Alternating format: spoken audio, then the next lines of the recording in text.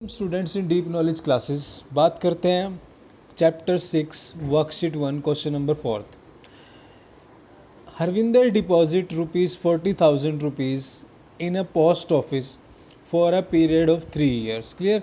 इसको प्रैक्टिकली लेके चलते हैं कि हरविंदर ₹40,000 3 year के लिए एक किसी पोस्ट ऑफिस में डिपॉजिट करवा रहा है। The post office credit the interest yearly account at 7%। अब वो जमा करवा रहा है तो कुछ ना कुछ इंटरेस्ट तो मिलेगा ही उसको। Find the balance in his account after 3 year। 3 साल के बाद उसके अकाउंट में कितना बैलेंस होगा। ये तो प्रैक्टिकल सी बात है, हमें खुद भी फाइंड करनी आनी चाहिए। तो चलते हैं कैसे करेंगे। क्या बोल रहा है कि कंपाउंडेड, तो कंपाउंडेड 1 year का 3 years का फाइंड करते हैं। 1 year में क्या आएगा, फिर 2nd year में, फिर फाइनल 3rd year में। तो उसके अकॉर्डिंग करते हैं जैसा हमने पिछली वीडियो में किया था। सो फर्स्ट क्या लेंगे हम, प्रिंसिपल हमारा क्या है 40,000। So principal is ₹40,000।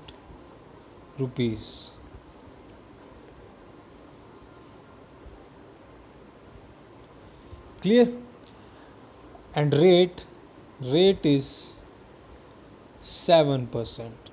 क्लियर, यहाँ पे दिया हुआ है। टाइम हम लेते हैं कि ये फर्स्ट ईयर की बात चल रही है, तो टाइम हम लेते हैं 1 year। ठीक है, तो फर्स्ट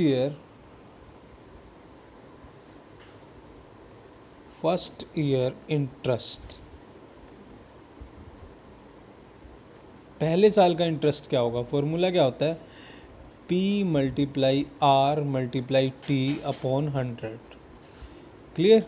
तो P मेरे पास क्या है, P है मेरा 40,000, R है मेरे पास 7, मल्टीप्लाई T कितना है 1 अपॉन 100। तो 20 से 20 कैंसिल। अब 400 को जब 7 से मल्टीप्लाई करेंगे तो क्या आएगा, ₹2,800। यानी फर्स्ट ईयर इतना इंटरेस्ट लगा।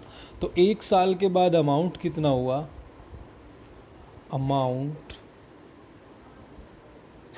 After 1 year।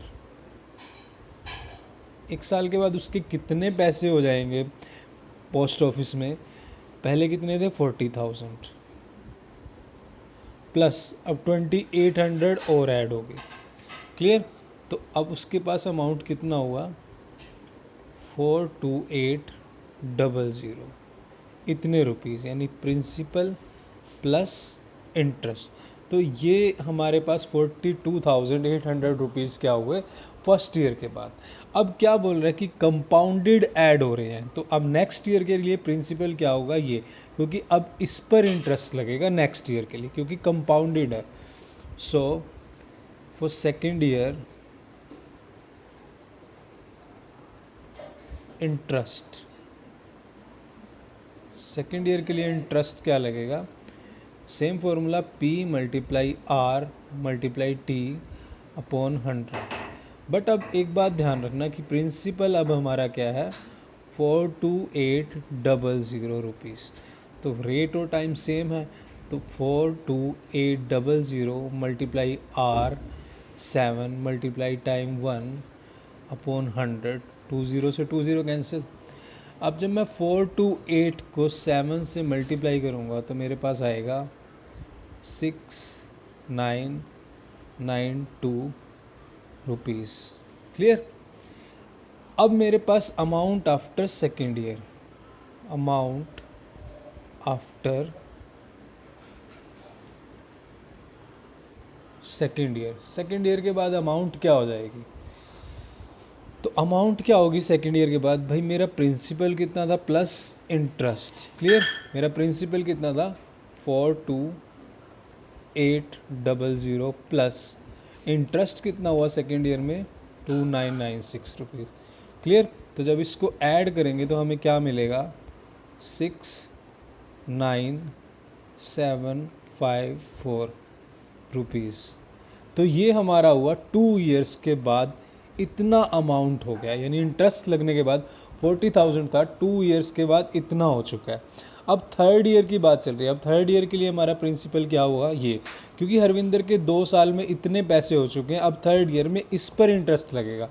कंपाउंडेड इस तरह से लगता है, तो थर्ड ईयर इंटरेस्ट,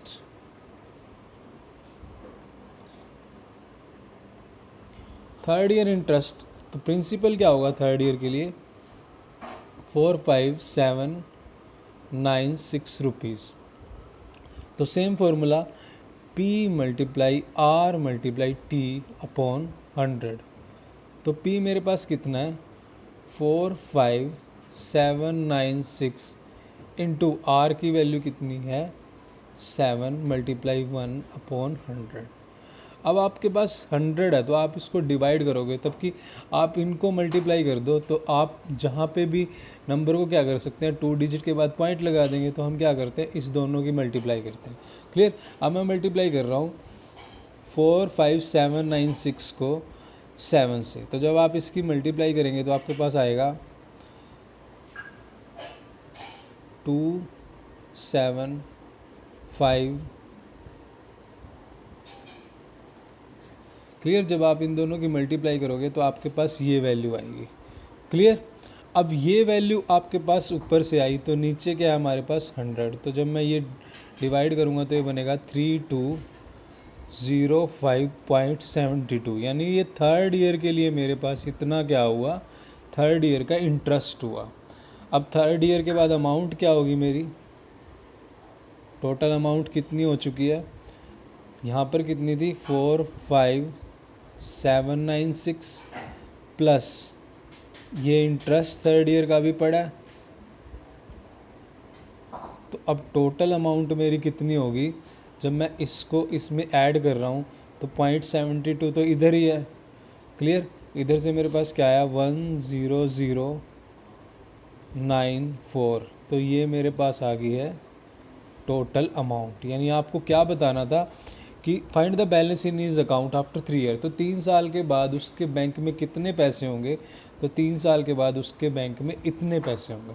इसको प्रैक्टिकली इमेजिन करो। क्लियर। सो ये था हमारा क्वेश्चन नंबर 4।